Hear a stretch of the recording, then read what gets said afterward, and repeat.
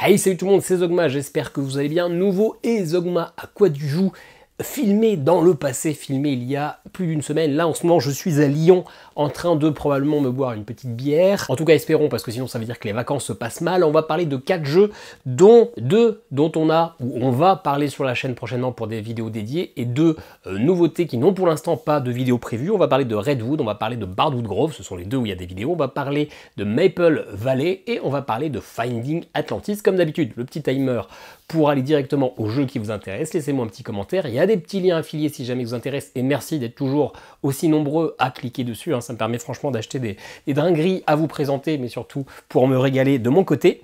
Et on va commencer sans plus tarder avec Redwood, jeu dont la vidéo est sortie mardi. Je m'attendais à ce qu'elle floppe un petit peu, parce que déjà quand c'est plus tout à fait une nouveauté, ça marche forcément moins bien. En plus c'est un jeu qui n'a pas forcément fait beaucoup parler de lui, et sans être un franc succès, elle marche quand même plutôt bien, je suis plutôt satisfait. C'est un jeu qui m'a été envoyé par l'éditeur, suite à ma demande par mail. L'éditeur c'est Sit Down, un éditeur belge que moi j'aime beaucoup, parce qu'ils font toujours des trucs un petit peu curieux, un petit peu qui changent un petit peu qui sortent un petit peu des sentiers battus, notamment Dive, qui a été moi le premier jeu que j'ai découvert de chez eux, mais notamment aussi récemment Maps of Mysteria. Ici c'est un jeu de Christophe Rimbaud et illustré par Edu Valls. C'est un jeu dans lequel on va tout simplement faire des photos, un peu à la manière de Perfect Shot, qui est un jeu très familial, voire même plutôt très enfantin. Et bien ici, ça va être un jeu de plateau avec du beau matériel, et le principe va être assez simple. À chaque tour, et on aura d'ailleurs 5 tours en tout, donc on fera uniquement 5 photos, et bien on a nos petites figurines et on a des gabarits. À la manière d'un wargame, d'un Warcraft, etc. On va devoir choisir les gabarits pour se déplacer sur le plateau et pour prendre la photo, donc avec un angle de vision. Sauf que forcément on n'a pas le droit de toucher les gabarits, on n'a pas le droit de tester, de se mettre sur le plateau pour voir comment ça marche. Donc on va devoir essayer de jauger, d'apprécier les distances pour faire des photos. Les animaux en eux-mêmes vont nous rapporter certains points. Il y a des animaux qui rapportent plus de points que d'autres. On va pouvoir prendre en photo des fleurs, des arbres. Et puis surtout, on va avoir, en fonction du paysage qui est derrière, qui est dans notre axe de vision, on va avoir des cartes.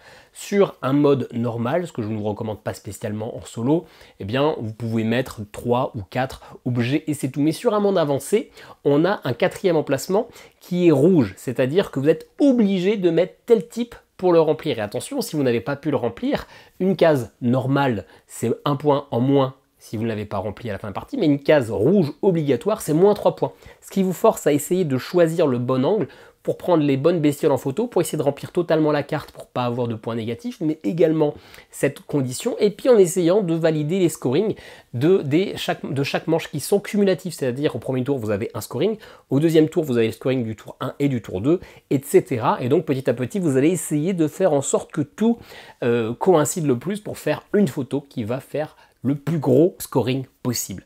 C'est très sympa. L'utilisation des figurines pour se déplacer, il y a des petits crampons en mousse, enfin des petits patins en mousse qui adhèrent bien, donc les figurines ne bougent pas du tout. Les petits trucs pour les enfoncer, pour les clipser, les petits gabarits, c'est assez simple, on les abîme pas, c'est très fluide. Les règles sont simples, le jeu est assez simple, mais propose un joli casse-tête, surtout en mode avancé où il faut essayer de structurer un peu les méninges pour faire la photo parfaite. Franchement, c'est très plaisant. Au niveau du solo, eh bien, vous avez un score à battre. Ça, c'est plutôt rigolo, j'aime bien. On a le score de l'auteur et le score du développeur pour chacun des scénarios, parce que ce sont des scénarios qui sont proposés. Donc, c'est toujours assez sympathique de se dire, je suis meilleur que l'auteur. Et puis, du coup, on a 4 scénarios. Des scénarios qui vont nous donner des conditions obligatoires pour avoir le droit de compter vos points, vous devez avoir fait tel truc. Par exemple, le premier scénario, c'est prendre 3 fois le même animal. Il y a un autre scénario où on va mettre des photographes, comme des IA qui ne vont pas bouger, mais qui vont nous empêcher parce qu'on n'a pas le droit de mettre un gabarit sur une autre figurine, on n'a pas le droit de les traverser. Et donc, on va devoir essayer de se démerder pour faire en sorte de virer cet photographe parce qu'il nous donne une petite règle en plus pour les virer. Donc voilà, des petites conditions qui font que ça va nous twister un petit peu notre partie, nous forcer à jouer certaines choses pour valider notre scoring, et peut-être que du coup notre scoring sera un petit peu moins optimal parce qu'on a dû se débrouiller pour faire ces choses-là. Donc ça marche bien. Joli matos, très belle manière de faire fonctionner le jeu. Je pense que sur un thème photo, on ne fera pas un jeu plus thématique. C'est franchement bien pensé, il fallait avoir l'idée et c'est superbement bien rendu.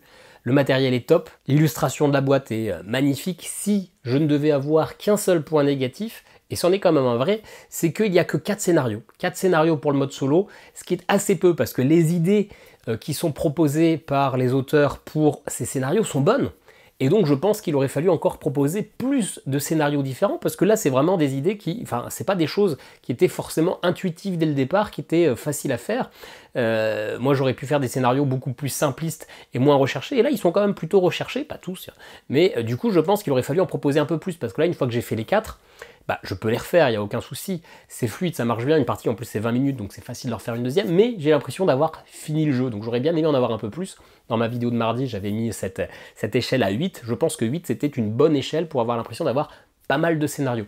Et bah là du coup il m'en manque un petit peu. Alors pour le coup, j'y ai joué avec ma compagne hier, hier au moment où je tourne la vidéo, mais du coup il y a 10 jours, elle a beaucoup apprécié, donc ça c'est cool, je sais que c'est un jeu que je vais pouvoir sortir avec elle. C'est un jeu qui est très sympa en solo, ça marche aussi bien en solo qu'en multi, mais bah, j'aurais aimé un petit peu plus de contenu. À part ça, c'est un jeu qui je trouve, pour ceux qui le proposent, est parfait dans son genre. Pour moi c'est un Zogmador, franchement c'est un jeu qui est accessible. Petite notion de casse-tête quand même en mode avancé, surtout pour bien faire les photos les plus parfaites possibles, matériel au top, une bonne idée assez nouvelle, on n'a pas trop cette idée de gabarit dans les jeux de société, à part les wargames, franchement, pour moi c'est une belle réussite que ce Redwood. Notez que le jeu est un petit peu cher quand même, 60 €, mais c'est un éditeur quand même assez modeste, et c'est vrai que c'est du matériel qui n'est pas produit dans toutes les usines, c'est gabarit, etc., donc j'imagine que ça élève un petit peu le prix. Ok, on va passer maintenant sur Maple Valley, que j'avais récupéré en solde, je n'y avais toujours pas joué depuis le mois de janvier. Je ne sais pas si j'en ferai une partie dédiée, parce que en ce moment j'ai beaucoup de vidéos en avance, j'ai 8 parties solo en avance, donc j'ai le luxe de choisir si je tourne ou pas une vidéo. Ceci dit, j'aimerais bien vous le présenter, mais je ne peux pas non plus vous présenter tous les jeux dont je vous parle le samedi. Dites-moi s'il y a de la demande, si ça vous intéresse pas, parce que c'est un jeu maintenant qui est sorti au mois de décembre, et que c'est un jeu assez léger. Dites-moi si ça vous intéresse, si vous êtes plusieurs à me dire oui je veux une partie, bah, je la ferai, sinon il y a probablement d'autres gens qui en ont fait sur internet. En tout cas, Maple Valley, c'est un jeu que j'avais failli kickstarter parce que j'avais quand même beaucoup aimé son grand frère, Creature Comforts, qui est noté ici. C'est toujours par KTBG, c'est toujours localisé par Matago. Les auteurs, Roberta Taylor, je pense que c'était elle aussi sur le Creature Comforts, illustré par Shona J.C. Tooney. Je pense que c'est également elle, mais je n'ai pas vérifié. Je vous le dis tout de suite, c'est quand même relativement une variante de Creature Comforts, et c'est un jeu qui est light. Déjà KTBG, c'est Kids Table Board Game, un truc comme ça. Donc ce qui veut bien dire que c'est des jeux quand même plutôt orientés vers, bon il y a le mot enfant, mais vers en tout cas un public assez jeune. C'est à partir de 8 ans. Alors 8 ans, ils vont peut-être quand même mal jouer, mais c'est quand même un jeu qui se veut assez léger. Creature Comforts, c'était un jeu de placement d'ouvriers, où eh bien, on choisissait où est-ce qu'on mettait tous nos meeples, et après, quand c'était la phase d'action, on lançait des dés qui étaient communs pour tous et des dés personnels, et du coup, en fonction de la valeur de ces dés, eh bien, je pouvais activer les emplacements où je m'étais placé. Donc il y avait une réflexion sur le positionnement des ouvriers, il y avait un vrai jeu de placement d'ouvriers où on se bloquait les emplacements les uns les autres, mais il y avait ce lancer de dés qui faisait que vous ne pouviez peut-être pas faire tout ce que vous vouliez. Moi, c'était quand même un de mes premiers jeux, encore plus un de mes premiers jeux que j'ai testé en solo, même s'il y avait joué avec ma compagne. Je trouvais ça plutôt sympa. Souvent un petit peu frustrant si les lancers de dés n'étaient pas bons, même s'il y avait de quoi un petit peu les moduler, mais sympa. J'aimais bien le thème, design un petit peu Everdell, mais très différent d'Everdell, vraiment aucun rapport, il n'y a pas de combo au niveau des cartes, etc. Il y a juste le côté mignon, animalier et de petites ressources, mais sinon c'est vraiment pas un Everdell, même s'il était vraiment comparé. Donc c'était plutôt sympa, mais comme beaucoup d'aléas, et il y avait un problème avec le mode solo, c'est que c'était simplement un beat your own score, avec la petite modernité, subtilité, c'est que le score, ça vous donnait un titre en fonction du nombre de cartes que vous aviez fait, en fonction du nombre de ressources que vous aviez, en fonction du nombre de bâtiments créés. Bref, il décomposait le score en 4 plusieurs scores et ça vous faisait un titre, genre élogieux animal de printemps soyeux, un truc comme ça.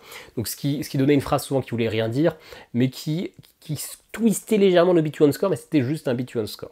Alors qu'on aurait pu avoir un vrai automa, puisque c'était un jeu de placement d'ouvriers où on se bloque, etc. Là, on propose cette nouvelle version, c'est dans la vallée d'à côté. Alors Maple, c'est la vallée d'érable, je crois. C'est même bien possible parce que c'est une feuille d'érable juste ici. Et donc là, on se prépare pour les festivités de je sais plus quoi, le festival du printemps, voilà, de la vallée aux érables, c'est même écrit sur la boîte, tout simplement. Et on va vraiment avoir une mécanique qui va être changeante. On va toujours devoir créer des objets, non plus des comforts, non plus une cheminée, des chaussettes pour l'hiver, etc., mais plutôt des pâtisseries, des jeux de plateau, des jardins à insectes, des bougies. Donc c'est toujours des cartes qu'on va avoir en main et qui vont nous demander des ressources et donc on va devoir essayer de récupérer ces ressources, exactement comme dans le premier jeu. Ces cartes vont des fois comboter, elles vont toutes nous rapporter des points de victoire à la fin de la partie, mais certaines vont nous dire si vous avez telle autre carte, vous gagnez plus de points. Si vous mettez des ressources particulières sur cette carte, vous gagnez des autres points. Les mêmes synergies qu'on avait dans le premier jeu. Ce qui change, c'est vraiment la mécanique. C'est plus un jeu de placement d'ouvriers, c'est un jeu où légèrement de deck building. On va voir des amis, un ami qui est propre et des amis qu'on va pouvoir recruter. Ces amis ont une couleur. Ça vous dit, si vous jouez une couleur bleue de l'eau, que votre meeple, vous pouvez le déplacer sur autant d'emplacements que vous voulez, du moment qu'il longe une ligne de rivière. Par contre, si vous voulez sortir de cette rivière, vous ne pouvez pas, sauf si vous avez des plans. Dans ce cas-là, vous pouvez dépenser ces ressources avant le déplacement ou après le déplacement pour aller à d'autres endroits. Une fois que vous arrivez à vos endroits, souvent c'est prendre des ressources, ou alors des fois c'est quelques petits bonus, échanger tel truc contre tel truc. Ça, au niveau des actions en elles-mêmes, c'est vraiment comme le premier jeu. Sauf que là, c'est vraiment un jeu de déplacement, de choisir la bonne carte pour pouvoir choisir quel endroit activer. Et eh bien, la manche se termine quand vous avez joué tous vos amis. À chaque tour, vous êtes obligé de jouer un ami. C'est pas tout à fait vrai, mais c'est quand même, on va simplifier comme ça. Donc vous commencez avec 2 amis, et si vous ne recrutez jamais d'amis en allant voir l'action, chaque tour, vous ne faites que 2 actions. Donc finalement, vous allez être assez limité. Donc il va falloir choisir entre aller récupérer des ressources, aller récupérer des festivités pour les créer, et aller recruter des amis, des couleurs qui peuvent vous intéresser avec des pouvoirs, parce que les amis ont tous un petit pouvoir, qui vous octroient des déplacements, qui vous octroient des ressources en plus, etc. Et donc il va falloir un petit peu deck builder pour essayer d'avoir de plus en plus d'actions possibles, mais toujours gérer ces déplacements. Donc c'est un jeu très simple. Vous pouvez mal jouer, mais jouer très rapidement, ça c'est une possibilité. Mais du coup, on perd vraiment. Ça retire ce côté aléa de lancer de dés qui pouvait être un défaut. Ça change la mécanique, on n'est plus vraiment sur de la programmation. Ce qui était complexe dans le Creature Comfort, c'est qu'on plaçait tous nos ouvriers au début, et donc il fallait essayer de compter, est-ce que j'arrive bien à avoir les ressources pour faire ci, pour faire ça, pour faire là. Là, c'est plus du temps réel, c'est plus du coup après coup, mais sans aléa, et avec cette petite mécanique d'aller récupérer des cartes, et trouver le bon timing pour aller récupérer des cartes pour jouer de plus en plus et avoir des actions intéressantes. Ceci dit, ça reste un jeu qui est toujours assez léger. Le mode solo est exactement le même que dans Creature Comfort, c'est-à-dire que c'est vraiment exactement un beat your own score avec un scoring qui est séparé en plusieurs pour vous octroyer un titre. Là où c'était dérangeant pour le premier, c'est que c'était vraiment un jeu où on se bloquait. Là, ça n'aurait aucun intérêt d'avoir un automa parce que les cases ne sont pas limitées. En multijoueur, vous pouvez être 4 si vous jouez à 4 sur la même case. Il n'y a aucune interaction. La seule interaction, c'est aller prendre les festivités, mais généralement, vous prenez des festivités, comme vous n'allez pas en prendre beaucoup, qui vous intéressent, pas pour embêter les autres, juste parce que vous avez vos ressources. Donc, c'est vraiment un jeu avec 0 interaction, donc en ça n'aurait aucun sens de faire un automa, donc c'est normal qu'il y ait un beat your own score. Alors après, on peut toujours dire qu'il faudrait essayer de créer des défis, des scénarios, vous êtes obligé de valider tel truc à la manière d'un Redoute pour compter vos points. Ça, c'est une certitude, mais en tout cas, sur le débat, il n'y a pas d'automa, c'est de la merde, et pour ce jeu-là, ça n'aurait quand même aucun intérêt. Il y a toujours un défaut qui pêche un peu, c'est c'est la rotation des différentes rivières. À la fin de chaque tour, il y a une carte qui est supprimée.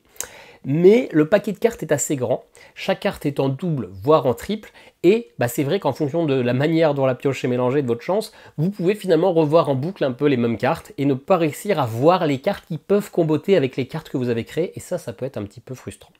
Ceci près que, dans la rivière, vous n'avez pas le droit d'avoir de doublons, donc ça permet de faire avancer un peu plus la rivière. Si c'est des cartes que vous avez déjà créées, vous n'avez pas le droit de les recréer et elles peuvent rester dans la rivière. C'est vraiment dans la rivière en elle-même qu'il ne faut pas qu'il y ait de doublons. Donc ça permet quand même d'avancer un peu, mais c'est vrai qu'il y a des parties plus faciles que d'autres à scorer parce que les cartes vont tomber et que souvent vous n'allez pas voir le gros paquet. Par contre, il y a un autre truc qui est assez sympa qui permet de twister, ce sont les badges. Les badges, ce sont des bonus que vous allez pouvoir utiliser à chaque tour. C'est une carte que vous allez pouvoir acheter gratuitement si vous allez sur l'action. Ça va vous rapporter éventuellement des scorings de fin de partie ou alors des bonus à chaque tour. Et ça, il y a quand même un beau petit paquet de badges.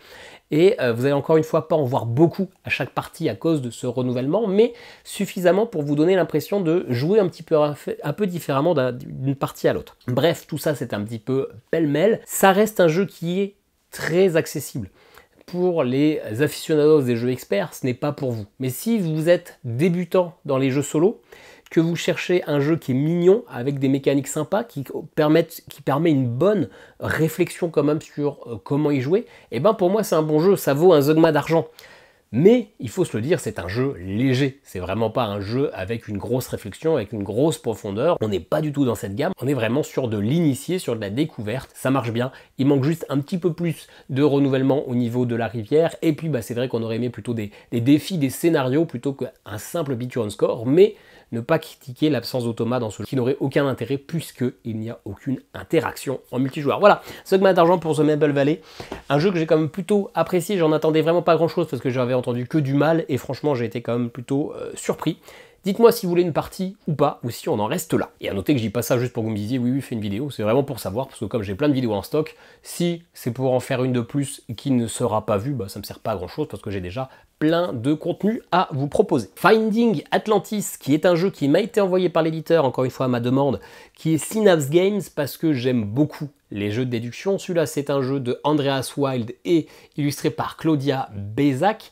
Jeu de déduction dans un univers marin, Finding Atlantis, on va chercher l'Atlantide. Ce qui m'avait tout de suite interpellé et beaucoup plus, ce qui fait que j'ai demandé, c'est qu'il y a une application. Et qui dit application dit proposition infinie de rejouabilité, au contraire d'un chronologique où on a quelques scénarios et que c'est fini. Une fois que c'est terminé, vous avez juste à les refaire quand vous les avez oubliés. Là, application dit multiplicité des possibilités. Ouais, c'est joli. Boîte très légère, très légère. Elle pourrait être, je pense, beaucoup plus petite. C'est même sûr parce qu'il y a au moins ça de vide dans la boîte au-dessus et en vrai ça pourrait être plus fin parce que ce sont les paravents pour se cacher qui sont peut-être un petit peu larges. Ça mélange un jeu de déduction avec un jeu de course avec un petit côté toucher-couler. Sans vouloir être négatif avec ce jeu, vous allez avoir une grille en papier qui va être quasiment vierge, vous aurez une petite mise en place de départ avec l'application et vous allez placer votre sous-marin. Vous allez avoir un deck de départ qui va être similaire à tous les joueurs. Et ce deck, je crois c'est 8 cartes ou 7 cartes. 8 cartes qui vont être toutes identiques.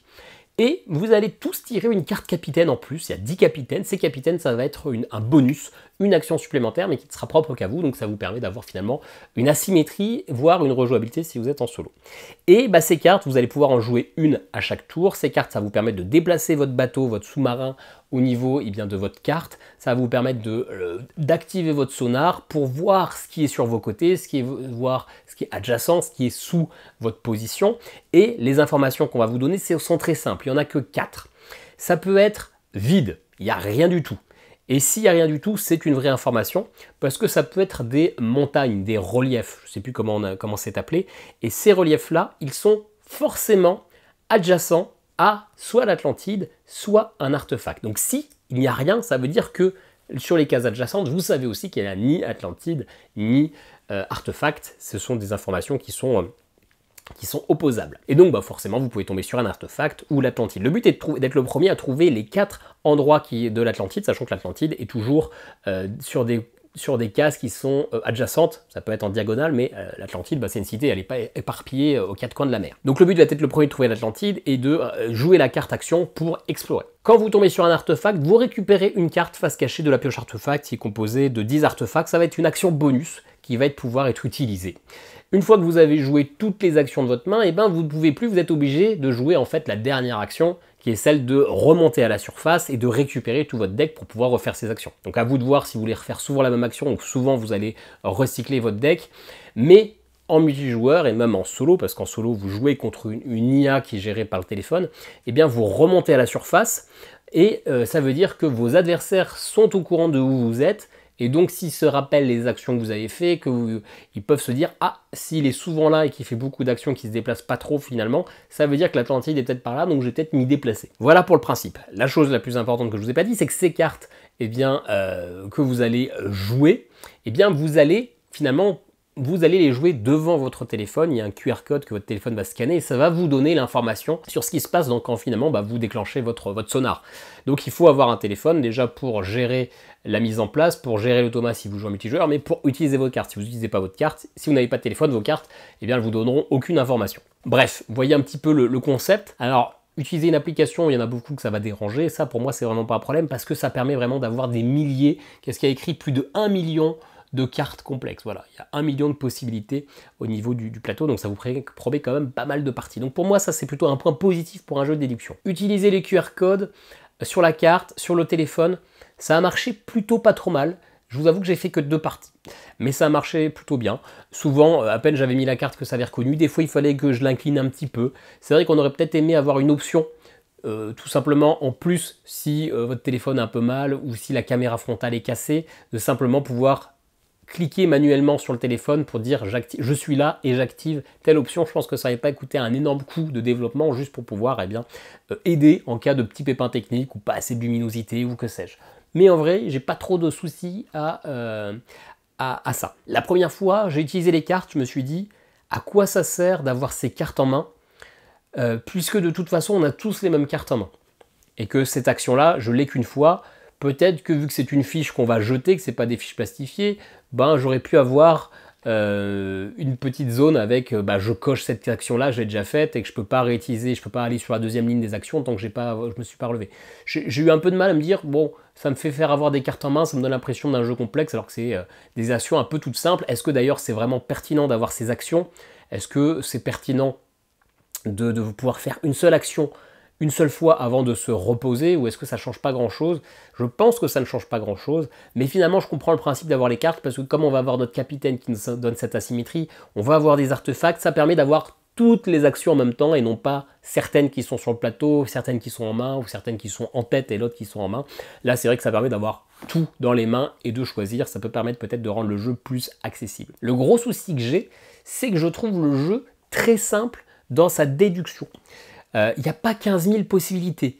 Il n'y a rien où il y a des montagnes. Il y a un artefact autour où il y a l'Atlantide. C'est assez basique, c'est souvent binaire. Et surtout, le choix des actions, l'ordre dans lequel on va utiliser les actions, et je trouve assez facile, assez ligne droite. J'ai pas l'impression de devoir vraiment me creuser la tête pour déduire. J'ai trouvé ça vraiment trop simpliste. Et du coup, ça m'a fortement déçu. J'ai fait une première partie, j'ai roulé sur l'automa. J'ai découvert, enfin je sais pas où est-ce qu'il en était parce qu'on sait pas où il était dans les découverte, mais j'ai pas eu l'impression d'être en danger, j'ai trouvé en quelques coups. Et du coup j'ai refait une deuxième partie le lendemain en me disant peut-être que j'ai eu de la chance, peut-être que voilà. Et bah pareil, j'ai gagné et ça m'a pas transcendé quoi. J'ai pas eu l'impression d'avoir un vrai casse-tête. Moi ce que j'aime dans les jeux de déduction, c'est si je sais que ça c'est pas ça, alors ça c'est pas ça, donc ça peut être là, donc si ça peut être là, je sais que ça ne peut pas être ça.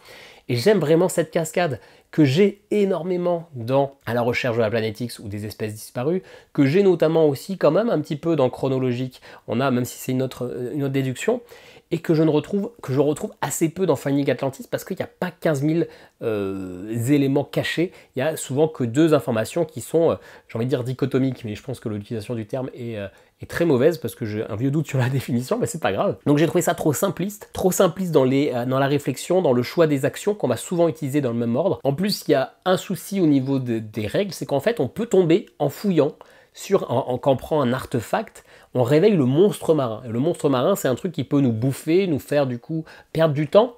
Sauf qu'on sait où le monstre marin se réveille, il se réveille là où il y a un artefact, mais on n'a aucune information sur le déplacement.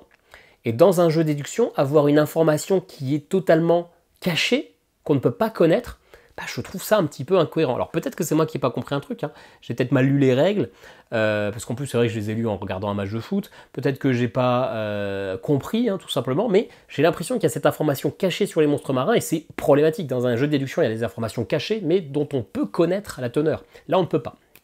Ceci dit, il m'a jamais bouffé sur les 2 parties, mais sur le principe, c'était un petit peu embêtant. Il y a un mode que je n'ai pas essayé, il y a un mode un peu plus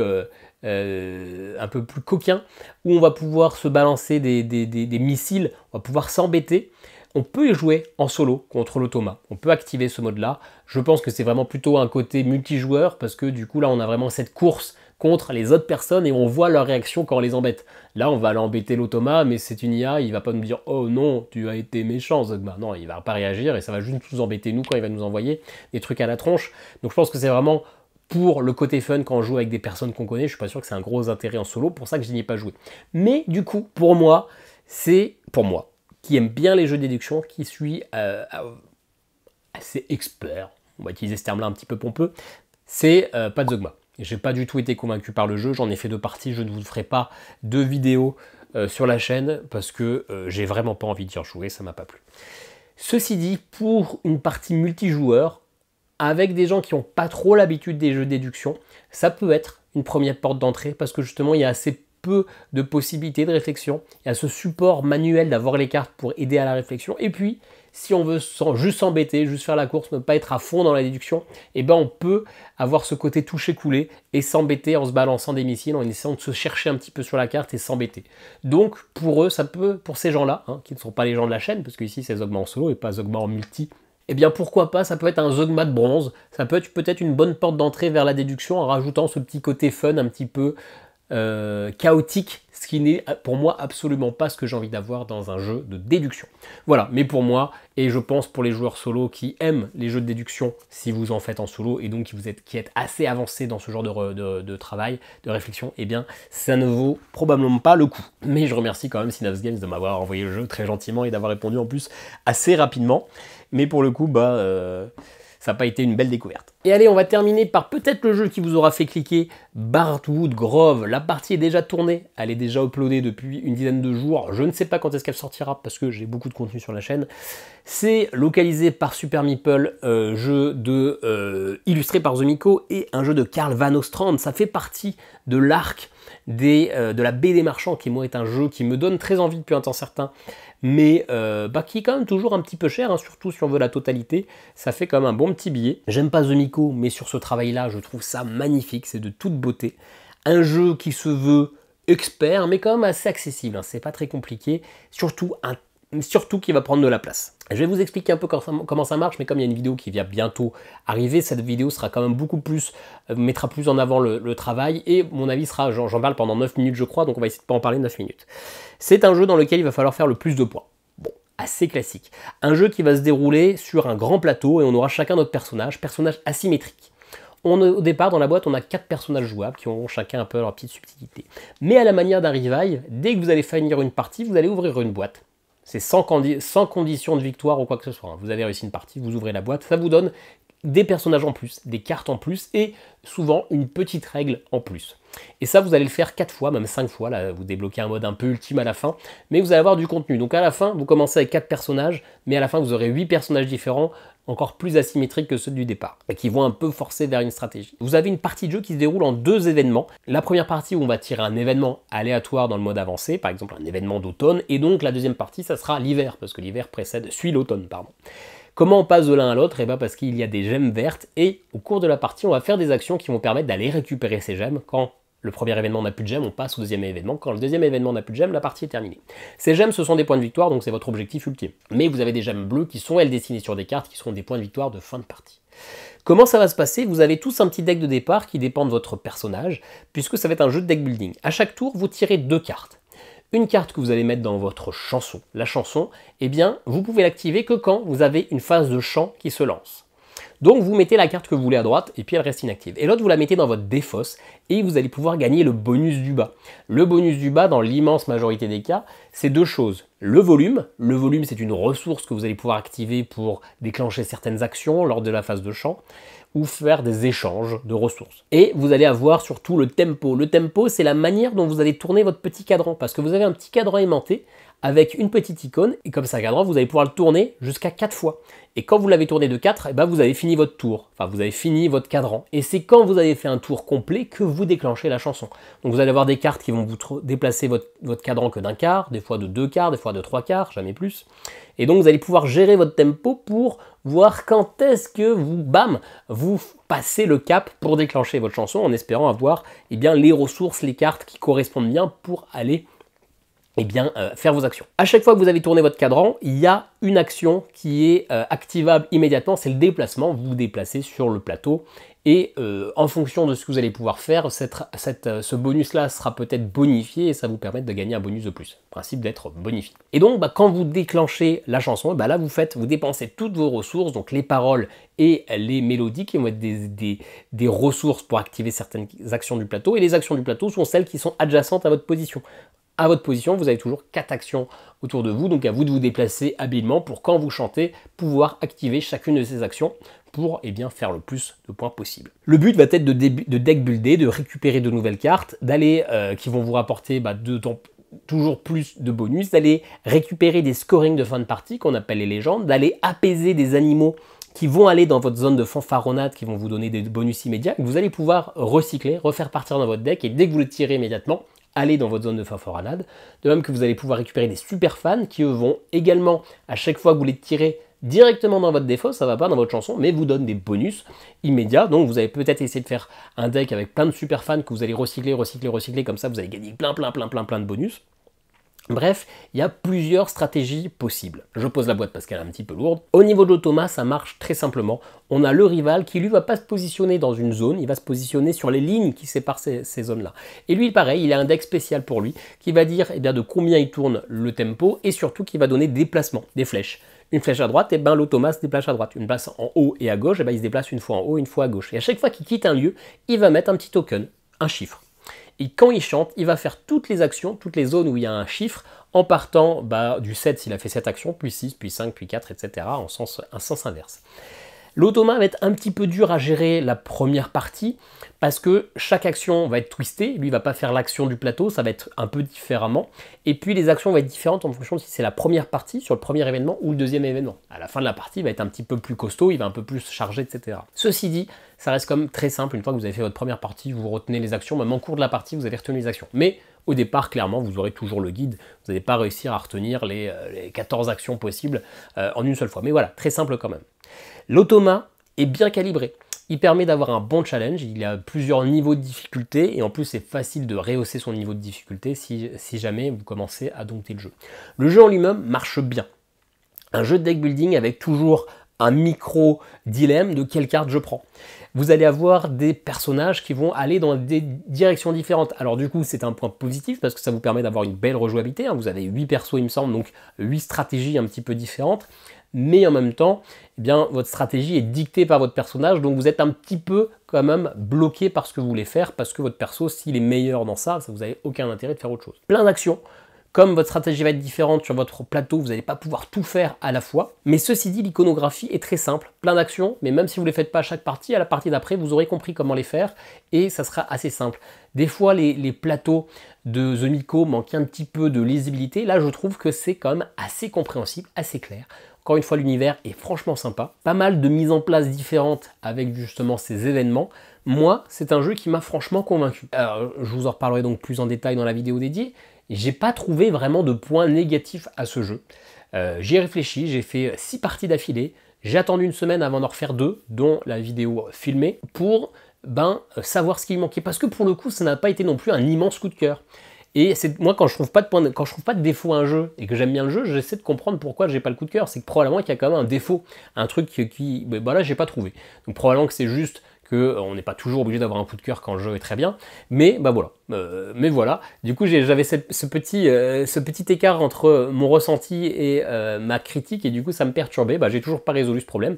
Un jeu que je trouve très bien, convaincant, avec pas mal de possibilités, une mécanique de deck building intéressante, illustration magnifique, très beau matériel, quand même pas mal de contenu.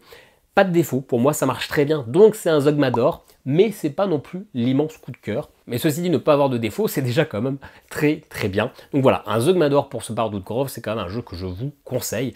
Attention, il est quand même plutôt expert, on n'est pas du tout sur le même thème que sur Maple Valley, là il y a un peu plus de réflexion, mais ceci dit, les règles sont quand même assez claires, même si peut-être un petit peu longues à lire. Voilà, c'est tout pour moi, c'est tout pour ces 4 jeux. Du coup, il y aura une vidéo de Bardou Grove probablement dans les 10 jours à venir. Allez voir Redwood. Est-ce que vous voulez une vidéo sur Maple Valley? Dites-le moi. Dites-moi tout ce que vous voulez en commentaire, à quoi vous jouez, quels sont les jeux que vous attendez ce mois-ci. Merci encore pour tous les gens qui cliquent sur les liens affiliés qui sont en description. Et puis nous, on se dit à très bientôt pour la vidéo. Ciao, ciao!